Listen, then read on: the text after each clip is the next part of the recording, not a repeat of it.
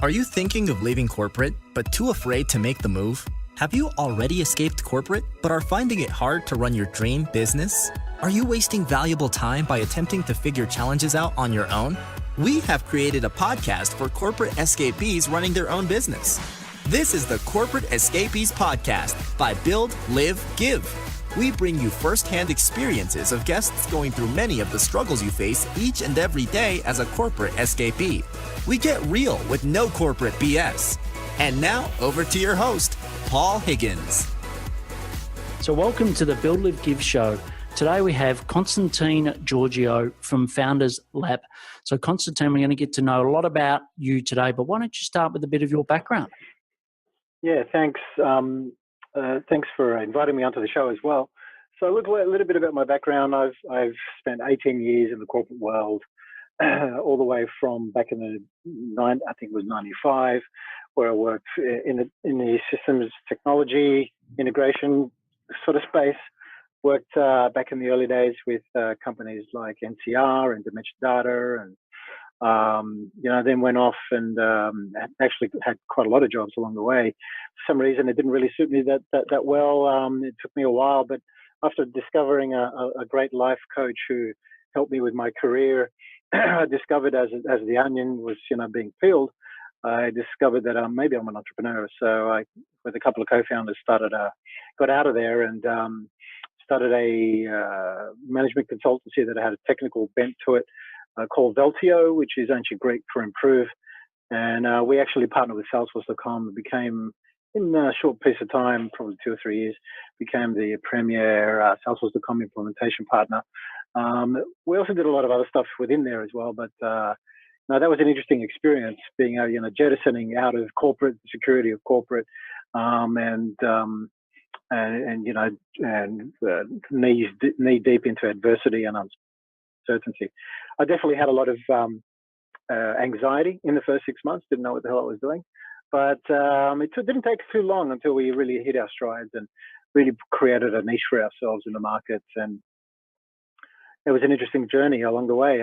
Then within 4 years, did an exit, got acquired by a US company, which was important. I think only 1% of companies do successful exits in the world, and that's where you receive an unsolicited offer for the acquisition of your company. And it was amazing. But along the way, disruption was a common theme. I mean, even when I was working in corporate, I was always in disruptive tech. Before it was called disruption. I'm talking about unified communications, IP telephony, cloud, mobility, all those spaces where typically you're selling to the person who's going to be made redundant if they buy your stuff. Yes. So, people talk about disruption, and try that for disruption. And after the exit, spent some time navel gazing, as you do. I realized that I wasn't any happier with more money.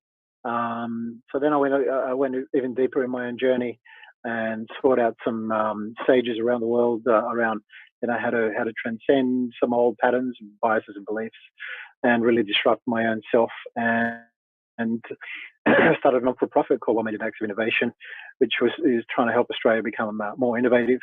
Did that for a couple of years, but it was really hard to sort of set up. I haven't run a non-for-profit before, and set myself up in a situation where I was the most investable in my career, that you couldn't invest in me because I was a non-for-profit. But then got tapped on the shoulder and helped a couple of incubators get off the ground, which was fantastic.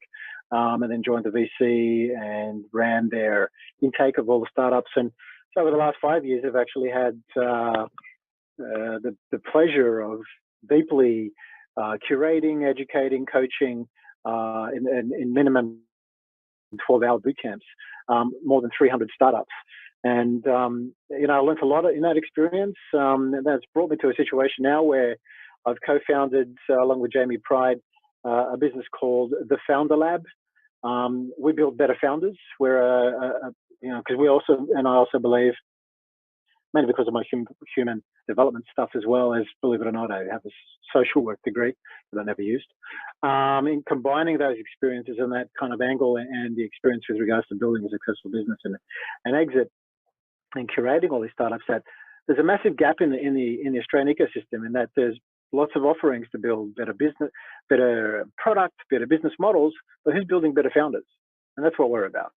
Brilliant. And what I'll do is I'll stop you. That's an excellent background and summary. And what we'll do is sort of go back over parts of what you've gone through and sort of dig a little deeper. Sure. But before we do that, what's something that people know about you, your friends and family outside of work that the BLG listeners wouldn't know? Um, I've been a competitive golfer for a long time, and I'm a bit fanatical about the reaching a state of flow, otherwise known as the zone.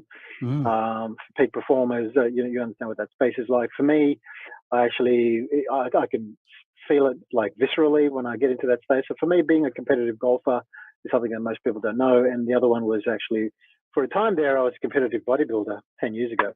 And that was an interesting experience as well. Being in that peak state and training so hard twice a day for 13 times a week and eating 6 meals a day and prepping it all, and all of the conscientiousness and discipline you need really put me into it. And the clarity you get from that was really quite amazing. And getting on stage and stacks, and performing builds that compelling event, that burning platform to try harder. And that was an amazing experience. So I think, and it's also one of the vehicles for learning more about myself and how do I get into peak state? How do I, overperform, if you like, even my own expectations? And I learned a lot around visualization, as you could imagine, especially with the sport of golf and bodybuilding, and the power of being able to, project all those, what you want to end up, the future state. Yeah, well, look, there's definitely some parallels. I wouldn't say that I'm a competitive golfer, but I used to play a lot of golf. And I actually, when I lived in Sydney, I know you're from Sydney now, I actually went and saw a hypnotist. And the hypnotist to improve my golf, but in particular improve my tennis, because every time we'd get to a final or a key point, I would, basically choke. And I used hypnotism and other means to get into that flow state. So I definitely hear what you say, and I now meditate for 15 minutes every morning. And I found that meditation really helps me do that better on the court. It's not perfect, but it's great. But one quick question on that bodybuilding versus golf, because I find most people who are big into bodybuilding find it really hard to have a nice golf swing because of the different muscles, etc. Were you playing both at the same time, or doing both at the same time? Look, I had sort of got a little bit of burnout from golf. After I got my handicap down to 4, and then it was probably about 5 or 6 years later that I got into bodybuilding. But I can still, I didn't get, massive. I was in a lean and Mr. Natural sort of selection. So it didn't really get in the way too much. But I still have a romantic relationship with golf. It is the ultimate master teacher. You can't cheat golf. If you do, you're cheating yourself. I learn a lot about someone when I play golf with them, actually. It teaches me a lot about the character. And it's just gorgeous. When it was just the other day, one of my ex-employees said to me, "Hey, I'm playing on the weekend. You want to come?" And I said no. And he was telling a story about his last shot and how he saw the majesty of the ball, flying in the air. And for whatever reason, my mind captured that. And I said, "I'm coming. I'm there tomorrow." So it doesn't take much to get me on the course, and it was just a beautiful day actually. After having not played for about 6 months, just being able to surrender to the process versus worrying about the result. Yeah, well, just speaking of beautiful days, Melbourne's gone from like 35 to torrential rain. So if listeners can hear a bit of noise in the background, that's Melbourne in the middle of summer with the heavens opening. So I apologise for that if you can. And look, it seems like we do have lots of parallels. I spent 18 years, but I was in the one company, but constantly changed. And I was the guy implementing the technology when you seemed to be the guy that was selling it to me. Because, I worked at CocaCola and we implemented SAP and you name it. If we can improve productivity or efficiency, we implemented it. But what was sort of that, can you, take us to the moment where you thought, this corporate thing's not for me and I should go and be an entrepreneur or go and pursue something different? I know you spoke briefly about it, about peeling back that onion, but just take us to that moment and what were you thinking at the time? Well, for me, it was a slow build-up, but having worked at, something like 10 companies over a stretch of 18 years or 20 years, something's wrong, right? I found that whenever I'd got to some level of seniority or success, that I just didn't have the kind of following or the support that I was expecting. So where I was fighting for as a we culture, there was lots of me people in the company, and it just felt really difficult. I think I'm not as coin operated as most people are. I like to pursue a big mission and something that's in pursuit of significance, not just success.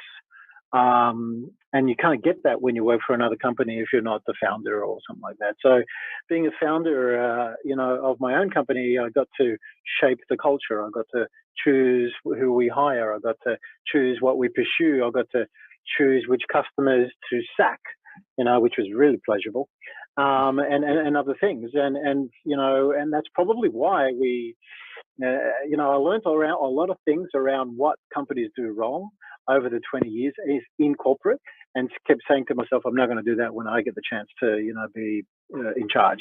And we had zero attrition in a tech company in Australia. I've never heard anyone be in that boat. That's brilliant. And, we sacked our fair share of customers, probably 10 across the 4 years, which is not a long time, but 8 of them came back to us 6 months later and said, okay, we've implemented those changes that you didn't like with our people and our leadership or whatever it might be, and we want to continue to work with you guys because no one's ever done that to us, and thank you for bringing it to our attention. So look, for 6 months I was dry reaching, worrying, freaking out that Jesus Christ, I've lost all my support mechanisms, and I've spent all my own personal money. Although I had initially great co-founders, they weren't initially engaged full time. So, but the one thing that I had up my sleeve was that I've always had a sales career, and I knew, look, if it's to be, it's up to me. So I'd go, as I used to call it, fishing all the time through the corridors of Salesforce.com back in the day when they allowed integration partners to walk through, and I just go fishing, and they would bring me into a lot of deals. But that was one thing. The second thing for us was really mainly that we wanted to lead the deals because we were trying to lead transformation. It wasn't just about deploying CRM, but it was also deploying serious sales practice transformation within the large corporates. And we ended up trading with the top 100 companies in Australia, including government departments, which is unheard of, which was at the time unheard of. I mean, startup wasn't really startup between 2008 and 2012. No. It's startup is the new black now, right? And everyone wants to be a founder, and it's kind of interesting. But one of the, and that's why having been there, done that, it does help in being a good startup scout, if you like. Yeah, and look, as you said, only 1% of people get a successful exit. What did you think and it was in a really short period of time, 4 years, what did you think you guys did different to what the other 99% of people do to get a successful exit? Well, there's a couple of two key things. One is our culture. I think we had a world-class culture, and we had 3 buyers at the table from the US, believe it or not, and they knew that if they bought us, that the risk of the flight risk was reduced because we just love what we were doing, which made it actually harder for them because we did reverse DD on them when they were courting us. So we said, well, we want to understand how you treat your people, and it's not just about lip service. I want to do an audit. And they went, wow, you guys are serious. I said, well, yeah, absolutely. Otherwise, we're not going to sell. We're not in desperate need of selling, which is the best place to be in. And then the other edge that we had was we were not just a Salesforce.com spanner and screwdriver service. We would go into organizations and assess their sales and service and culture maturity.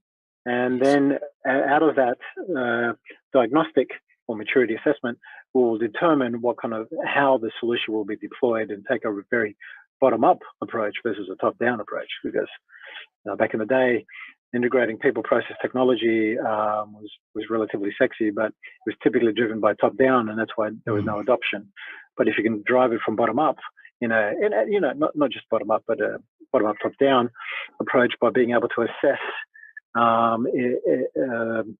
the maturity of that organization, it was very powerful.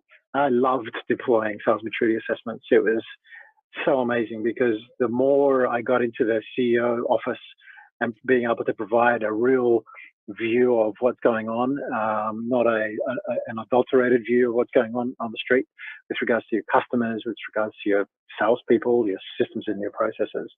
The better we got 100% conversion. Like we had a 70% win rate, which is unheard of.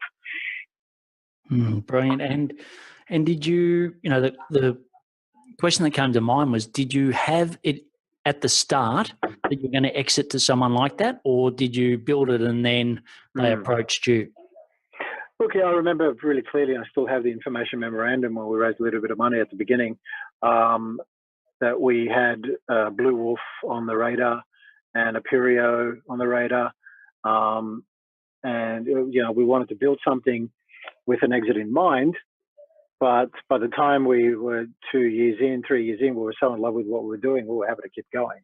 But we also understood that the market changes and that people like Deloitte, PwC, were all, and Accenture were coming into the space, so it's going to be a little bit harder to, have the kind of lifestyle that we were all enjoying.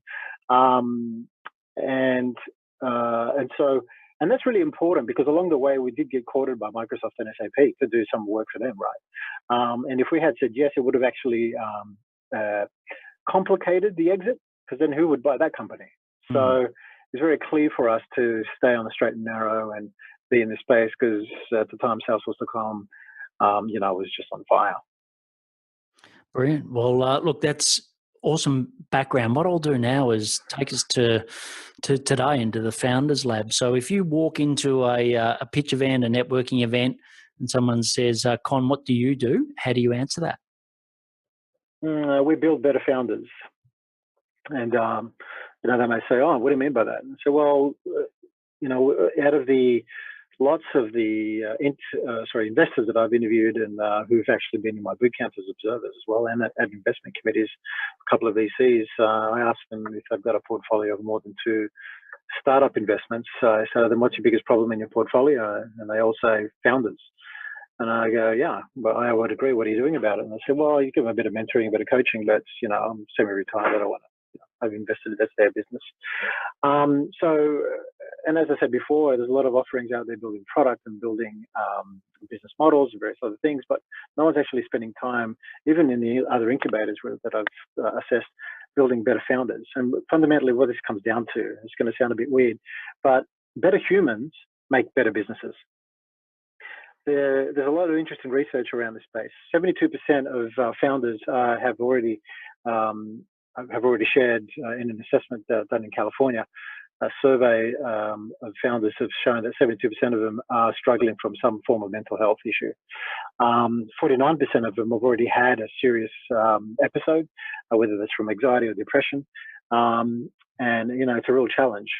So what we're doing is building better founders through founder capacity development, specifically improving 3 levers: adaptability, awareness, and resilience in a sustainable fashion.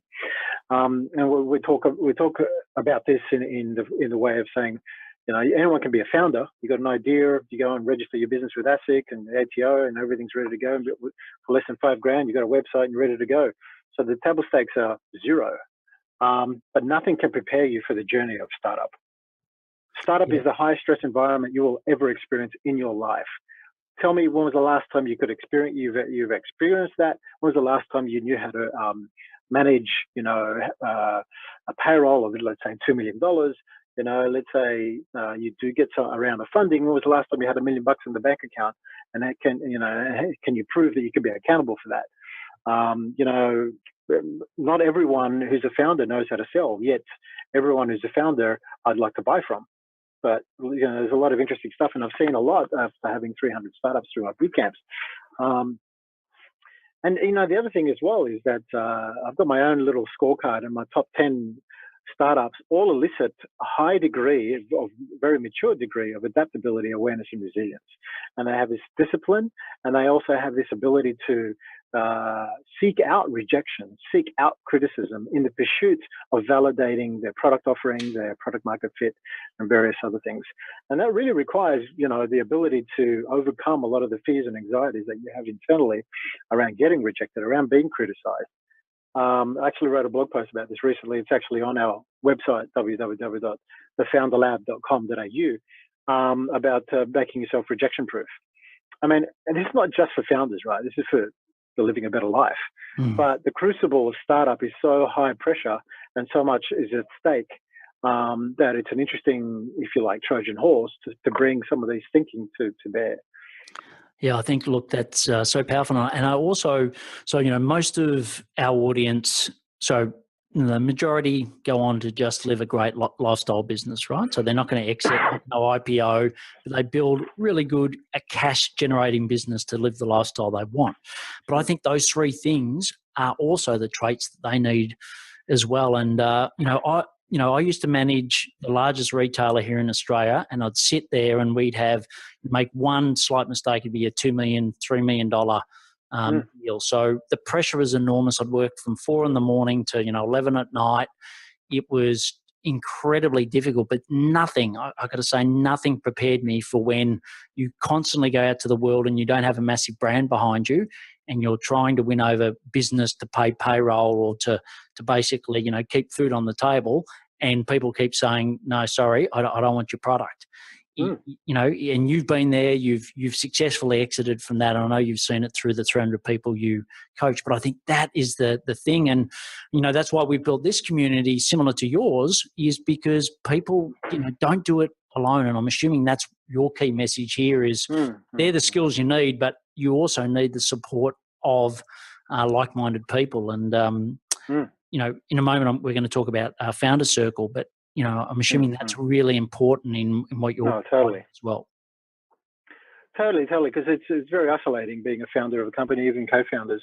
Now, the number one thing that the top two issues I see with founders who bring their problems to my attention is one, my co-founder, and then two, my investors. Yes. So the two, on the outside, everyone goes, yeah, it's great, you've got a team, people have invested in you, but at some point, typically we also find serial entrepreneurs and entrepreneurs who've actually probably at Series A actually love what we're doing at the Founder Lab because they've got the scars already, and they know they need someone in their corner to support their founder development journey. And when the stakes are high and when things are going great, things are relatively okay. But when things don't go great, that's where everyone's hidden agenda comes into play, whether that's your board, your investors, or your co-founders, let alone your customers, which is the most important thing here. But what skills or what toolkits do these founders have to overcome these challenges, to create cohesion with their team, to understand that they call the shots, to really, as what I was about to say before, is turn pro as a founder. Yes.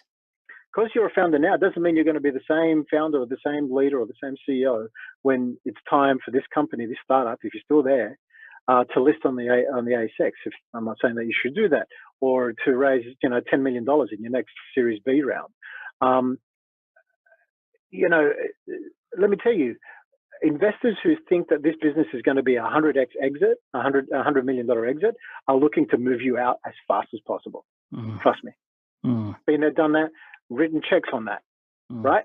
But it doesn't have to be that way because statistically speaking, founder-led organizations are much more successful and much more efficient and productive than non-founder-led companies. Studies have shown.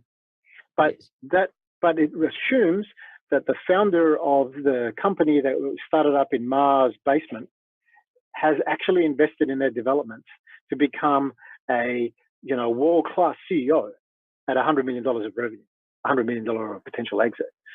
You can't tell me that you can't develop. If you don't develop yourself, you won't be there. You'll get squeezed out. And that's the harsh reality.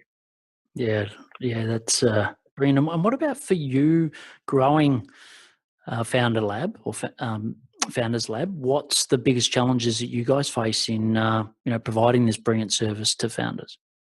Well, the Founder Lab at the moment, it's brand new. It doesn't have a brand. We're starting from scratch. But my co-founder and I have got a bit of a reputation. We've already, got access to, we've impacted something like 300 or 400 startups. So really getting people to understand our approach is the challenge. So hacking attention is getting harder and harder, I find. You can use all sorts of social media, all sorts of marketing, all sorts of stuff. Luckily enough, we've Jamie's got a book coming out in February, which is phenomenal. It's called Unicorn Tears: Why Startups Fail and How to Avoid It. He's had his fair share of failure as well. He's actually listed a couple on the ASX, which was an amazing experience. This is after our combined exit in 2012. So when you combine the fact that we're both serial entrepreneurs, both with public and private exits, that's really rare in this country, right? And bringing that experience to bear, and getting people who don't know you to become aware of you, to then be interested in learning more and attending these boot camps that we run, and the annual founder development program is the biggest challenge. But that's fine. I absolutely adore this challenge. You don't step into being a founder if you're not committed to living in uncertainty every day, and seeing that whatever you fail at as one thing that's bringing you closer to some success, as long as you take an evidence-based approach to proving or disproving a hypothesis. And that's the biggest part. That's the biggest thing that people that I find founders in immature founders fall short on. They instead take a opinion-based approach, not an evidence-based approach. And that's also because they don't want to risk getting rejected. They don't want to risk getting criticized. They don't want to risk being wrong. Oh, let me tell you, you will never invent anything new and amazing and unique unless you're risking failure every day. Yeah, and look, top VC was asked on a podcast last week. I can't remember. I think it was 20-minute VC podcast around what's one stock. If you could only have one stock that you'd invest in, what would it be? And he said Amazon. Right. Yeah, wow. But Amazon, he basically said Jeff has got an evidence-based approach, and I actually posted a blog a couple of weeks ago around this. He talks through his methodology of making decisions, and it's all about that evidence-based.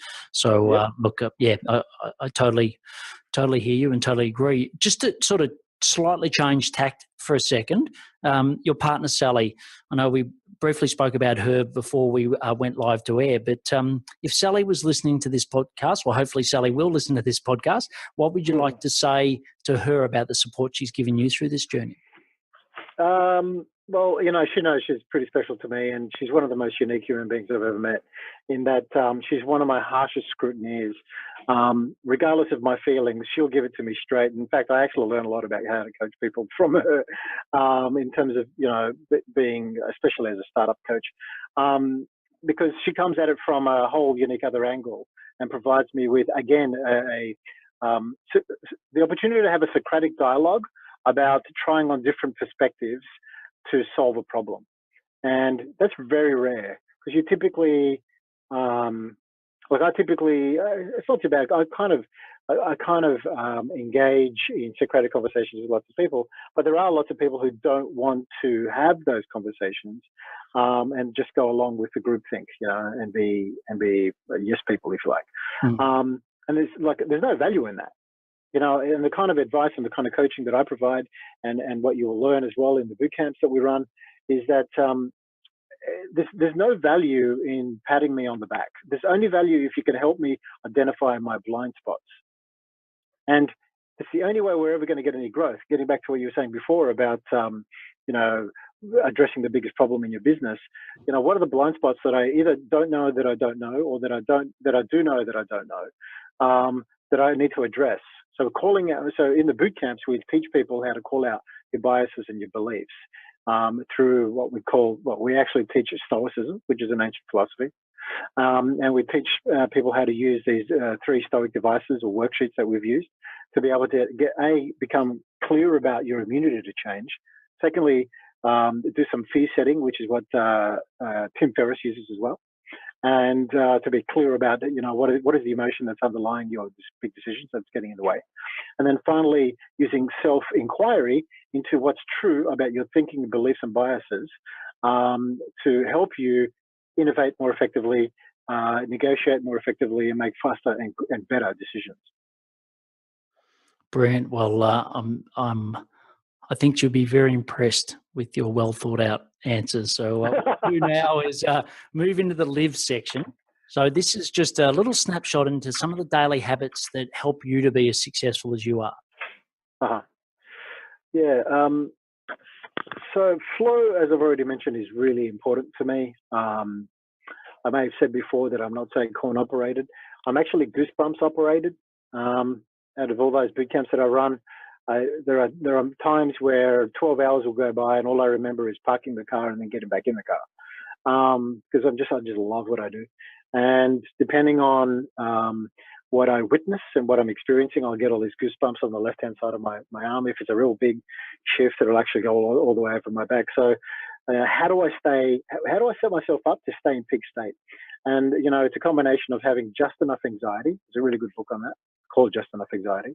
And really understanding how to get into flow state. And there's a number of good books on this, Catching Fire from the guys from the Flow Genome Project and The Rise of Superman is fantastic. I was a student of Professor Mihai Csikszentmihalyi since 20 years now. But for me, personal productivity is understanding that I have an optimum period where I can get into a certain flow state for about 2 hours if I'm writing or if I'm in front of my computer. I've been able to hold longer flow states when I'm in social environments with people because for some reason I'm an extrovert and I'm an empath, so I feed off of other people's energies. And really, also, I lots of meditation, as you do. I'm a student of a methodology that is scientifically called inquiry-based stress reduction. And it's actually the founder of that is called Byron Katie, and she has a website on this stuff. It's actually called thework.com. And I use that to get clear in my thinking about what's true for me right here, right now. Being able to call out, again, any biases or beliefs that I've inherited over my life, and be in the present to be able to be centered, grounded, and to get back into joy, to be honest with you. I find I do my best work, especially from a creative perspective, if I'm not overly anxious, but I have just enough anxiety so that shows to me that I care about what I'm doing. Well, look, fantastic answer. And we'll have all the links to what you've mentioned, not just there, but in other parts of the show in the show notes. So the next section you mentioned, I briefly mentioned before, Founder Circle, but you talked about Founder Circle being a cause that you really care about. Just tell us a little bit more about Founder Circle. Yeah, look, it's I know that the media don't like to talk a lot about it because they're all in love with, which is interesting, but they're all in love with the, unicorn stories.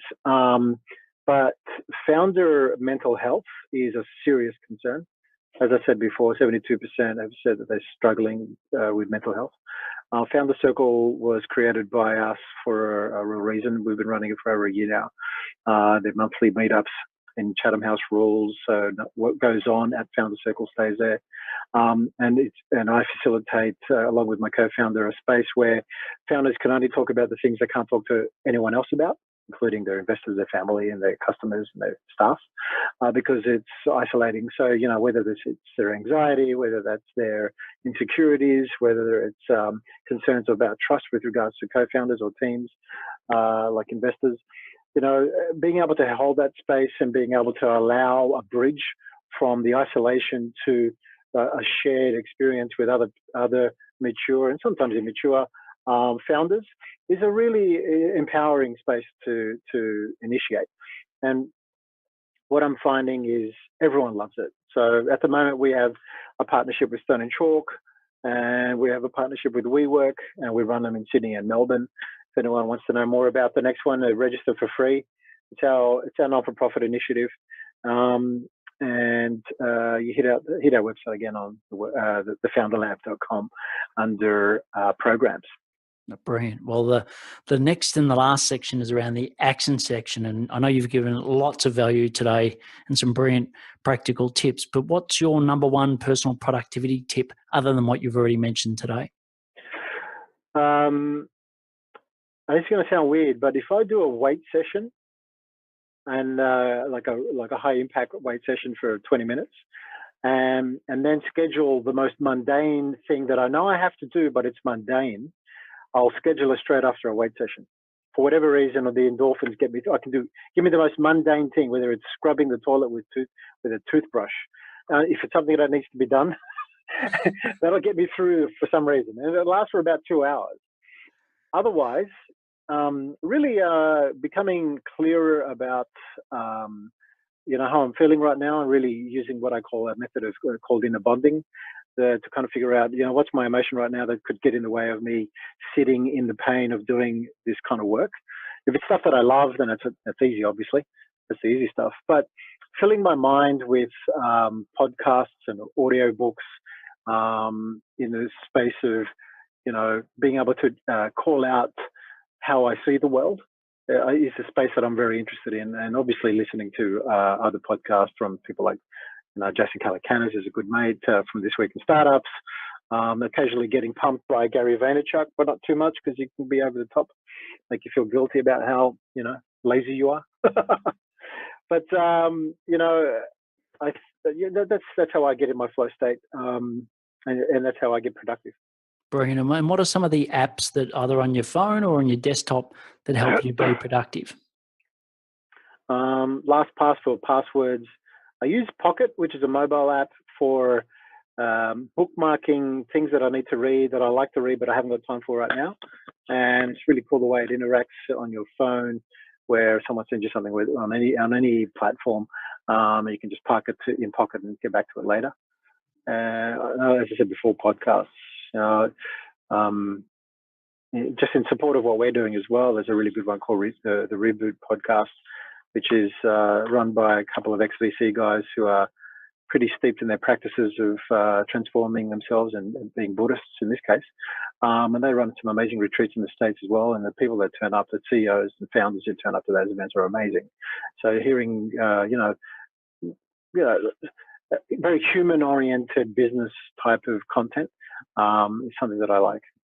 Great. And what's some parting advice you'd love to leave the BLG audience? Yeah, I like questions, yeah. So for me, who could you be if you knew you couldn't fail? How much more risks could you take? How much would you be open to learning? What new activity could you get involved with? How many more customers would you take risks with? How many more customers would you get back to after they've rejected you? How many times would you attempt to win that deal before you gave up? I wrote a blog post about this. A lot of people give up after 2 or 3 times, but if you actually try and go to 8 rejections from the same customer, you'll win 80% of the time. So who could you be if you knew you couldn't fail? Excellent. And how can people find out more about you? You can hit us at the Founder Lab, turn up to the Founder Circle. You meet me in the flesh and participate as a co-founder, as a founder. Attend our Bootcamps. We've got one running on the 20th and 21st of January in Sydney at WeWork. It's a 2-day founder development bootcamp. We go pretty deep. You learn a lot. You'll take away some new tools to be able to go pro, or turn pro as a founder, as we call it. Brilliant. And look, I really appreciate you sharing so openly today. I think you've got lots of wisdom, and what I love is the way that you've parted that wisdom on today's podcast. And also a quick shout out for Anthony Chanson, Yeah, absolutely. Who brought us together. So I really appreciate him bringing us together. And Con, it was brilliant having you on, and I wish you all the best with your continued success at Founders Lab. Thank you. Thanks, Con. If you're enjoying listening to our guest stories, just letting you know we have a community for corporate escapees who are rapidly growing their dream business to find freedom. Just like you, it's called BLG Boost. You get exclusive access to a forum of like-minded peers answering your most pressing questions. You get actionable tips to solve your most common challenges. You get hundreds of trusted suppliers to save you time and money. You get member-only discounts. You get direct access to coaching by a global leader in the field and easy to implement content solving common topics mentioned in popular threads. If you are tired of being alone and are seeking the freedom of running your own business whilst meeting your financial goals, go to buildlivegive.com/webinar. In case you missed it, the link will be in the show notes. Please check it out. Thank you for listening to the Corporate Escapees podcast, brought to you by the team at Build, Live, Give. If you found this podcast helpful, please share it with other corporate escapees. If you would like to join a community of like-minded peers, please visit www.buildlivegive.com. Until next time, thanks for listening and be